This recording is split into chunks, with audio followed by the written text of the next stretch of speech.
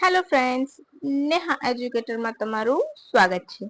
આજે હું તમારા માટે લઈને આવી છું 16 જુલાઈ 2025ના મહત્વના કરંટ અફેર્સ, જે તમારી આવનારી પરીક્ષામાં તમને ખૂબ ઉપયોગી થશે અને તમને ચોક્કસથી એક માર્ક અપાવવામાં મદદરૂપ થશે। પરંતુ એ પહેલા તમારે વિડીયોને શરૂઆતથી લઈને અંત સુધી જરૂરથી જોવો પડશે, તો જ તમને વિડીયોના કન્ટેન્ટ અંગે માહિતી મળશે કે તમે શેનાથી વંચિત રહી જાઓ છો। અને હા ફ્રેન્ડ્સ, તમે જીપીએસસી ની તૈયારી કરો છો તો મેં તમારા માટે એક ગુજરાતના ઇતિહાસના જીસીઆરટી 20 એમસીક્યુ નો એક મસ્ત મજાનો પ્રશ્ન બનાવ્યો છે। એનો જે ચોથો ભાગ છે એ તમે જરૂરથી જોજો। ખરેખર તમે એમાંથી જોશો ને, તમે નહીં જોવો ને તો તમે કંઈક જરૂરથી મિસ કરશો, એટલા માટે રિક્વેસ્ટ કરું છું કે જરૂરથી તમે જોઈ લેજો। તો ચાલો હવે આજના વિડીયોની આપણે શરૂઆત કરીશું। આ વિડીયોની પીડીએફ તમને નીચે ડિસ્ક્રિપ્શન બોક્સમાં હું લિંક શેર કરી દઈશ, જેથી કરીને તમારે રિવિઝન કરવું હોય તો તમારે સરળતા રહે। અને તમે આ ચેનલ ઉપર નવા હોય તો મારી ચેનલને સબસ્ક્રાઇબ જરૂરથી કરજો અને બેલ આઇકોન પ્રેસ કરવાનું બિલકુલ પણ ભૂલતા નહીં। ચાલો હવે બિલકુલ પણ સમય બગાડ્યા વગર શરૂ કરી દઈશું આપણું કામ। તો આજનો આપણો પ્રથમ પ્રશ્ન શું છે? કયા સરોવરમાં 30 વર્ષ બાદ કમળનું ફૂલ ખીલ્યું છે? અચ્છા, તો તમને એમ હશે કે આ પ્રશ્ન કેમ? તો જીપીએસસી ની પેટર્ન છે કે અમુક વર્ષો વખત કોઈ પ્રજાતિ કે કોઈ ફૂલ કે કંઈ પણ હોય છે, મળી આવે છે કે એનું રિસાયકલિંગ થાય છે, એ રીએસેસ થઈને ફરીથી નવું બનીને આવે છે ને, તો એનો પ્રશ્ન જરૂરથી પૂછે છે। તો તમને આ ખરેખર આ પ્રશ્ન જો નેક્સ્ટ જીપીએસસી ની પરીક્ષામાં ના આવે ને તો મને કહેજો। હવે અહીંયા આપણો જવાબ શું આવશે? ચિલ્કા લેક, દાલ લેક કે પછી લુનાર લેક કે પછી વુલર સરોવર? બોલો શું આવશે આપણો જવાબ? તો અહીં આપણો જવાબ આવશે ઓપ્શન ડી, વુલર લેક। ઓકે, હવે એને શું કહેવાય છે? તો વિશ્વનું સૌથી મોટું બીજા નંબરનું મીઠા પાણીનું સરોવર છે। અચ્છા, તો આ બીજા નંબરનું છે, તો પ્રથમ નંબરે કોણ આવશે? તો બાઇકલ સરોવર આવશે। ક્યાં છે? તો રશિયાના સાયબિરિયા ખાતે મીઠા પાણીનું સૌથી મોટું સરોવર। સેકન્ડ નંબર પર વુલર છે, લગભગ 25 નદીઓના પાણી ઠલવાય છે। દાલ લેક તો તમને સૌને ખ્યાલ હશે કે જે શિકારા બોટ ચાલે છે તો એ દાલ લેક પર ચાલે છે। લુનાર તો ક્યાં આવેલું છે એ તમારે મને કમેન્ટ કરવાનું છે। ચિલ્કા લેક તો એશિયાનું સૌથી મોટું ખારા પાણીનું સરોવર છે, ચિલ્કા લેક ઓડિશામાં। અને આ પ્રશ્ન ચિલ્કાનો પૂર્વોત્તર ભારતમાં પૂછાયેલો છે, રાઈટ? ક્યાં આવેલું છે એ તમારે મને કહેવાનું છે। અચ્છા, તો વુલર સરોવર 1990 માં શું બન્યું હતું? રામસર સાઇટ, અને જેના લિંક નામથી એક દ્વીપ પણ આવેલો છે, રાઈટ? હવે ચિલ્કા લેક નું તમારે મને ચોક્કસથી કહેવાનું છે કે ચિલ્કા લેક અને લુનાર સરોવર ક્યાં આવેલું છે, રાઈટ? હવે નેક્સ્ટ ક્વેશ્ચન ઉપર આપણે આગળ વધી જઈશું કે કયા રાજ્યમાં ગણેશ ઉત્સવનો રાજ્ય ઉત્સવ તરીકે જાહેર કરવામાં આવે છે? Option A Maharashtra, option B Goa, option C Uttar Pradesh, option D Gujarat. હવે આ પ્રશ્ન કેમ કે તમને સૌને એમ જ હશે કે હા ભાઈ, અમને ખ્યાલ જ છે કે મહારાષ્ટ્રમાં ગણેશ ઉત્સવ રંગે રંગે ઉજવાય છે, તો એ જ હશે, રાઈટ? પરંતુ કેમ ચર્ચામાં છે? અત્યારે મહારાષ્ટ્રમાં જે મરાઠી ભાષાનો વિવાદ ચરમસીમાએ પહોંચી ગયો છે, જે ભાષાવાદના લીધે વિવાદ થઈ રહ્યા છે, જે થઈ રહ્યું છે, એના કારણે આ પ્રશ્ન મેં મૂક્યો છે। અને આ પ્રશ્ન આવનારી કોઈ પણ પરીક્ષામાં ચોક્કસથી હશે, અને એ કેવી રીતના આવશે એ પણ હું પૂછું છું। અહીંયા મેં સિમ્પલ વન લાઇનર જ લીધું છે, પરંતુ એનું કારણ ઈઝી છે કે તમને યાદ રહે, રાઈટ દોસ્તો? હવે સૌને ખબર હોય કેમ આપણો જવાબ અહીંયા મહારાષ્ટ્ર જવાનો છે, રાઈટ? હવે 1893માં લોકમાન્ય તિલક દ્વારા ગણેશ ઉત્સવની ઉજવણી કરવામાં આવી હતી, બરાબર? એટલા માટે। અને આ દેવેન્દ્ર ફડણવીસ મુખ્યમંત્રી દ્વારા જાહેર કરવામાં આવ્યો છે। હવે આ પ્રશ્ન જીપીએસસી કેવી રીતના પૂછી શકે છે? તો ગણેશ ઉત્સવને લઈને નીચેના વિધાનમાંથી કયું વિધાન સાચું છે? 1. જુલાઈ 2025 ના રોજ ગણેશ ઉત્સવને મહારાષ્ટ્રના મુખ્યમંત્રી દ્વારા રાજ્ય ઉત્સવ તરીકે જાહેર કરવામાં આવ્યો છે। જ્યારે રાજ્ય ઉત્સવ બને એનું મહત્વ ખૂબ વધી જાય છે, એટલે 1893માં લોકમાન્ય તિલક દ્વારા ગણેશ ઉજવવાની શરૂઆત થઈ હતી, બરાબર? બીજું, હવે ઓપ્શન એ ઉપરનું ફક્ત એક પહેલું વિધાન સાચું છે, ઓપ્શન બીજું ફક્ત બીજું વિધાન સાચું છે, ઓપ્શન સી બંનેમાંથી એક પણ વિધાન સાચા નથી, ઓપ્શન ડી ઉપરના બંને વિધાન સાચા છે। તો આવા સંજોગોમાં આપણો જવાબ આવશે ઓપ્શન ડી, ઉપરના બંને વિધાન સાચા છે। હવે જીપીએસસી આવી રીતે પૂછે એટલે તમને પ્રશ્નો તો ઈઝી જ હોય છે, આપણે વાંચેલું પણ હોય છે, પરંતુ કેવું હોય છે કે વન લાઇનર પૂછ્યું હોય એટલે આપણને દિમાગમાં એ જ ફિક્સ થયું હોય છે. સો એટલા માટે આ તમારે યાદ રાખવાનું છે, બરાબર છે. પછી નેક્સ્ટ મોસ્ટ ઇમ્પોર્ટન્ટ ક્વેશ્ચન છે, બિમસ્ટેક મેરીટાઈમ કોન્ક્લેવ ક્યાં યોજવામાં આવ્યું? Option A Tamil Nadu, option B Porbandar, option C Visakhapatnam, option D Goa. બોલો. બહુ જ ઇમ્પોર્ટન્ટ ક્વેશ્ચન છે, બરાબર. તો અહીંયા શું આવશે? ઓપ્શન સી વિશાખાપટ્ટનમ ખાતે યોજાયું. ઓકે, આ બીજું છે, કયું બીજું સંસ્કરણ છે. બિમસ્ટેક મેરીટાઈમ ટ્રાન્સપોર્ટ એગ્રીમેન્ટ બે ઓફ બેંગાલના બ્લુ ઇકોનોમીની બ્લુપ્રિન્ટ તરીકે જોવામાં આવે છે, બરાબર. આ મેરીટાઈમ ટ્રાન્સપોર્ટ એગ્રીમેન્ટ થશે એને શું કહેવાય છે? તો બંગાળની ખાડીની માટે બ્લુ ઇકોનોમીની બ્લુપ્રિન્ટ માનવામાં આવે છે. એની થીમ શું હતી? તો one way, one vision, one mission, navigation, the future, blue economy, innovation and sustainable partnership. યાદ રાખજો, મેરીટાઈમ કોન્ક્લેવની આ બીજી સમિટ હતી અને એની થીમ આ રહી છે, બરાબર. થીમ તમને સીધી ના પૂછે, પરંતુ ઉપર થીમ આપીને નીચે પૂછે કે શેની થીમ છે, બરાબર. ત્રીજી જે ઓશન સમિટ પેરિસમાં યોજાઈ હતી એ પણ તમને મૂકી દેશે ઓપ્શનમાં, એટલે તમે લિટરલી કન્ફ્યુઝ થઈ જશો, રાઈટ. એટલા માટે આ કરારથી શું કરવામાં આવશે? તો બંગાળની ખાડીને વૈશ્વિક વેપાર અને પ્રવાસન ઉદ્યોગના હબ તરીકે ડેવલપ કરાશે. મુખ્ય મુદ્દા શું હતા બિમસ્ટેક મેરીટાઈમ કોન્ક્લેવના? તો બિમસ્ટેક મેરીટાઈમ ટ્રાન્સપોર્ટ કોઓપરેશન એગ્રીમેન્ટને ઝડપથી અમલી બનાવવાના છે, બરાબર. પછી મુંબઈના પવાઈ ખાતે સસ્ટેનેબલ મેરીટાઈમ ટ્રાન્સપોર્ટ સેન્ટર ઊભું કરવું. આ સિવાય પીપીપી એટલે કે પબ્લિક પ્રાઇવેટ પાર્ટનરશિપના માધ્યમથી પોર્ટનું ઇન્ફ્રાસ્ટ્રક્ચર સુધારવું, એટલે કે બંદરનું, બરાબર. અને ક્રુઝ ટુરિઝમમાં રોકાણ કરવું. હવે એક ક્રુઝ આપણું ભારતનું ઓલરેડી ચાલુ છે, ક્રુઝ મિશન. તો તમારે એ મને કહેવાનું છે, મેં બહુ વખત કરાવ્યું છે કે ક્રુઝ મિશનનું નામ શું છે.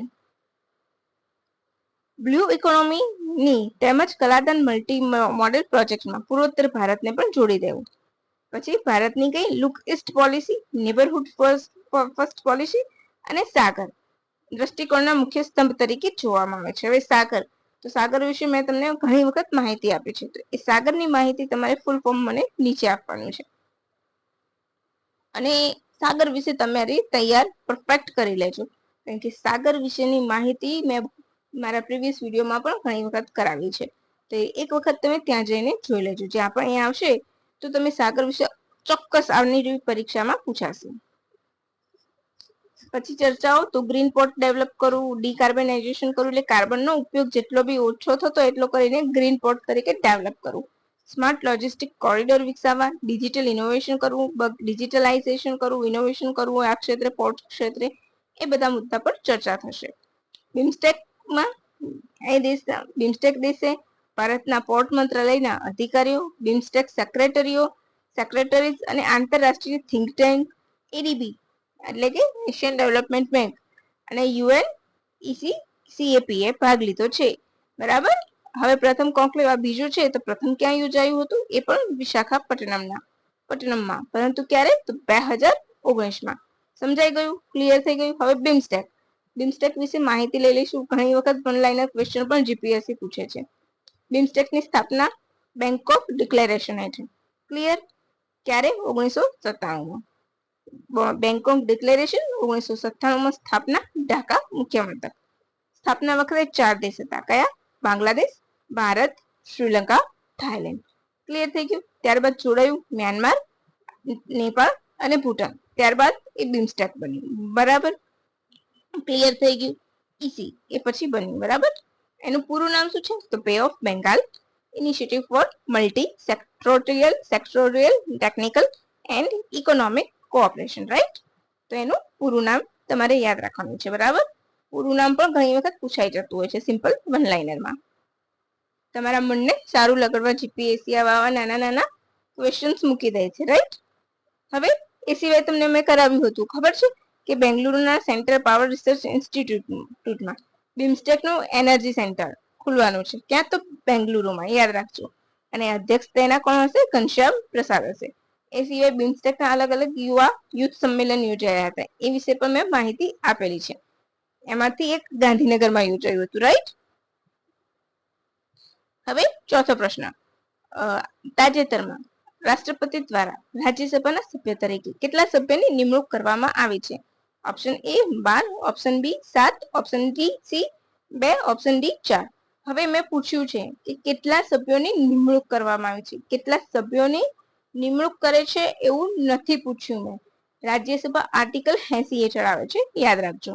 બંધારણના ભાગ 5માં આર્ટિકલ 80 હેઠળ રાજ્યસભાની જોગવાઈ છે.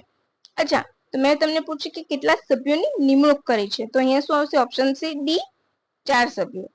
અને કુલ કેટલા સભ્યો નિમણૂક કરે છે? 12. ક્લિયર? હવે કોણ કોણ છે? તો હર્ષવર્ધન શૃંગલા, ઉજ્જવલ નિકમ, ડોક્ટર મીનાક્ષી જૈન અને શ્રી સદાનંદની નિમણૂક કરી છે. ઓકે, આ 4 વ્યક્તિની નિમણૂક રાજ્યસભાના પસંદગી પામેલા મેમ્બરમાં છે, 12 માંથી 4. ઓકે, કોને કોને નિમણૂક કરે છે? તો વિજ્ઞાન, સાહિત્ય, કલા અને સમાજ સેવામાં જેણે વિશિષ્ટ યોગદાન આપ્યું હોય એવી વ્યક્તિને રાજ્યસભાની સભ્ય તરીકે પસંદ કરવામાં આવે છે. બરાબર છે? 12 વ્યક્તિ કઈ હોય છે? તો સાહિત્ય, કલા, વિજ્ઞાન, સામાજિક સેવા એની નિષ્ણાત. હવે મેં તમને કહ્યું કે રાજ્યસભા આર્ટિકલ 80 હેઠળ બને છે, તો રાજ્યસભામાં કુલ સભ્યો કેટલા? 250. હાલ 245. એમાંથી 238 પ્લસ શું આવશે? 238 પ્લસ બીજા કયા છે એ રીતે તમારે યાદ રાખવાનું છે. બરાબર? અને હાલ 233 પ્લસ 12 એટલે 245 પૂરા. એમાંથી 238 ક્યાંથી આવશે? તો કેન્દ્ર શાસિત પ્રદેશો એટલે કે યુટી અને રાજ્યમાંથી. અને આજનો છેલ્લો પ્રશ્ન, પરંતુ મોસ્ટ ઇમ્પોર્ટન્ટ, અને આ પ્રશ્ન તમારો આવનારી પરીક્ષાઓમાં પૂછાવાનો જ છે, કારણ કે સાહિત્ય અને વારસાને લગતો બહુ અગત્યનો પ્રશ્ન છે. તાજેતરમાં પાંડુલિપિના માધ્યમથી ભારતની જ્ઞાન પરંપરાનું પુનઃપ્રાપ્તિકરણ વિષય. પાંડુલિપિના માધ્યમથી ભારતની જ્ઞાન પરંપરાનું પુનઃપ્રાપ્તિકરણ વિષય પર આંતરરાષ્ટ્રીય પરિષદ કોના દ્વારા યોજવામાં આવશે? ઓપ્શન એ ગૃહ મંત્રાલય, ઓપ્શન બી સંસ્કૃતિ મંત્રાલય, ઓપ્શન સી અમૃત વારસા હેઠળ અને ઓપ્શન ડી એક પણ નહીં. અહીં આપણો જવાબ આવશે ઓપ્શન બી સંસ્કૃતિ મંત્રાલય. શું આવશે? ઓપ્શન બી સંસ્કૃતિ મંત્રાલય. ક્લિયર? હવે ક્યારે યોજાશે? તો સપ્ટેમ્બર માસમાં. ક્યાં? તો નવી દિલ્હીમાં. નવી દિલ્હીમાં ક્યાં? તો ભારત મ્યુઝિયમ ખાતે. કેમ યોજાશે? તો સ્વામી વિવેકાનંદે શિકાગોમાં 1893માં જે ધર્મ પરિષદમાં ભાગ લઈને ભાષણ આપ્યું હતું. બરાબર? અને ત્યારથી એ જાણીતા થયા. અચ્છા, એમને બીજું નામ શું કહેતા? તોફાની હિન્દુ પણ કહેતા હતા, રાઈટ? એની રૂપે આયોજન થયું છે. 75 થી વધુ ભારતીયો અને આંતરરાષ્ટ્રીય વિદ્વાનો પણ ભાગ લેશે. બરાબર છે? પાંડુલિપિનું સંરક્ષણ, એનો હેતુ શું છે? તો પાંડુલિપિનું સંરક્ષણ કરવું, પુરાતાત્વિક અભ્યાસ કરવો, સાંસ્કૃતિક વારસાગત બાબતોનું સંરક્ષણ કરવું, શૈક્ષણિક પદ્ધતિમાં સાંસ્કૃતિક જ્ઞાનનો સમાવેશ કરવો, તેમજ ડિજિટાઇઝેશન સ્ટાફ કરવો, જેથી એનું સંરક્ષણ વધારે સારી રીતે કરી શકાય. બરાબર? આટલા મુખ્ય મુદ્દાઓ પર ચર્ચા થશે. તેમજ અગત્યનું શું છે? તો દિલ્હી ડિક્લેરેશન અપનાવવાની જાહેરાત કરવામાં આવશે.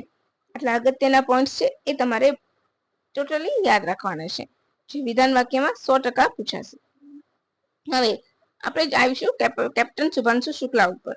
તો તેમણે સફળતાપૂર્વક સ્પેસ ISS એટલે કે ઇન્ટરનેશનલ સ્પેસ સ્ટેશન થી પાછા આવી ગયા છે, અને આમ કરનાર તેઓ પ્રથમ ભારતીય સેફલી બની ગયા છે, કે જે પ્રથમ ભારતીય પણ છે. બરાબર? જે આપણા માટે ગર્વ લેવા જેવી બાબત છે. બરાબર? પેસિફિક મહાસાગરમાં સફળ ઉતરાણ કર્યું છે. અચ્છા, શુભાંશુ શુક્લા એટલે અવકાશમાં જનારા બીજા ભારતીય, પ્રથમ રાકેશ શર્મા. તો તમારે બહુ જ અગત્યનું છે, યાદ રાખવાનું છે. એ સિવાય એક અગત્યનું ક્વેશ્ચન, તમે ફૌજા સિંહનું તો નામ સાંભળ્યું જ હશે. તો સૌથી ઉંમરલાયક એથ્લેટ હતા, રાઈટ? મેરેથોન દોડનાર એથ્લેટ છે. સૌથી મોટી ઉંમરે મેરેથોન દોડનાર કોણ હતા? તો ફૌજા સિંહ હતા. એમનું અવસાન થયું છે. યાદ રાખજો, ફૌજા સિંહ 114 વર્ષની વયે અવસાન થયું. ફૌજા સિંહ 114 વર્ષની વયે અવસાન થયું. એથ્લેટ હતા, મેરેથોન દોડનાર હતા, મોટી ઉંમરની વ્યક્તિ. અહીંયા લખવાનું રહી ગયું છે, પરંતુ તમે તમારી નોટબુકમાં લખી લેજો. અને છેલ્લો ક્વેશ્ચન છે, વિશ્વ સાપ દિવસ એટલે 16 જુલાઈ ક્યારે ઉજવવામાં આવે છે? વિશ્વ સાપ દિવસ 16 જુલાઈ. તમને ખબર છે ગુજરાતનું પ્રથમ સ્નેક રિસર્ચ સેન્ટર ક્યાં છે? તો વલસાડના ધરમપુર ખાતે. આટલું ઇનફ છે. બરાબર? હવે એક બીજો ક્વેશ્ચન છે કે 57મો સ્થાપના દિવસ કોણ ઉજવે છે? તો Indian council of agriculture research. હવે આની માહિતી હું તમને કાલે આપીશ. કેમ? કારણ કે મારી પાસે ડેટા તો હતો જ, પરંતુ બહુ બધું ઓવરલોડ થઈ જતું હતું, એટલા માટે મેં તમને ના આપ્યું કે એનું સ્થાપના વખતે નામ શું હતું, એનું નામ ક્યારે ચેન્જ થયું, બરાબર. એ બધી માહિતી તમને હું કાલના વિડીયોમાં આપીશ. અને કાલના વિડીયોમાં એક મસ્ત બીજી પણ માહિતી મળશે કે જે તમને ખરેખર મજા આવશે, તો તમે રાહ જોજો. અને હા, આ ચેનલ પર નવા હોય તો સબસ્ક્રાઇબ જરૂરથી કરજો. હવે ક્વેશ્ચન, અરુણાચલ પ્રદેશની કઈ જનજાતિ બુરી બુટ યુરો મહોત્સવ ઉજવે છે? અપ્તાની જનજાતિ, પછી સિંઘફો જનજાતિ, અબેરન જાતિ કે નિશી જનજાતિ? બોલો, તમને ખ્યાલ હોય તો કહી શકો છો. અહીં આપણો જવાબ આવશે નિશી જનજાતિ. શું આવશે? નિશી જનજાતિ જવાબ આવશે આપણો, બરાબર. એ તમારે યાદ રાખવાનું છે. કઈ જનજાતિ હશે? નિશી જનજાતિ. સિમ્પલ વન લાઇનરમાં પૂછાઈ શકે છે. અને આ મેં ક્યાંથી લીધું છે?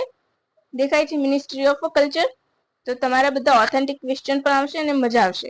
હવે તમને એવું લાગતું હોય કે મેં ખૂબ મહેનત કરી છે, તો તમે મારા વિડીયોને એક લાઈક કરી દેજો, તમારા મિત્રો સાથે આ માહિતી શેર કરી દેજો, અને ચેનલ પર નવા હોય તો સબસ્ક્રાઇબ કરીને બેલ આઇકોન જરૂરથી પ્રેસ કરજો, જેથી આવનારા વિડીયો અંગેની માહિતી તમને ખૂબ સરળતાથી મળતી રહે. અને હા, તમે જો ગુજરાતના ઇતિહાસના ગુજરાતની પણ ભારતના ઇતિહાસના પ્રશ્નોની તલાશમાં હોય જીપીએસસી તલાટી માટે, તો મારી ચેનલ પર તમને મળી રહેશે. મેં ચોથો ભાગ ઓલરેડી રિલીવ કર્યો છે, તો તમને ખરેખર ખૂબ ઉપયોગી થશે. એ વિડીયો પણ તમે પૂરેપૂરો જોજો, એટલી જ રિક્વેસ્ટ કરીશ ફ્રેન્ડ્સ. ઓકે, ચાલો હવે આજ માટે આટલું રાખીશું અને હવે વિદાય લઈશું, હે ને ફ્રેન્ડ્સ? તો ચલો, bye friends, and thank you for watching my video, હે ને friends? Bye and have a good day.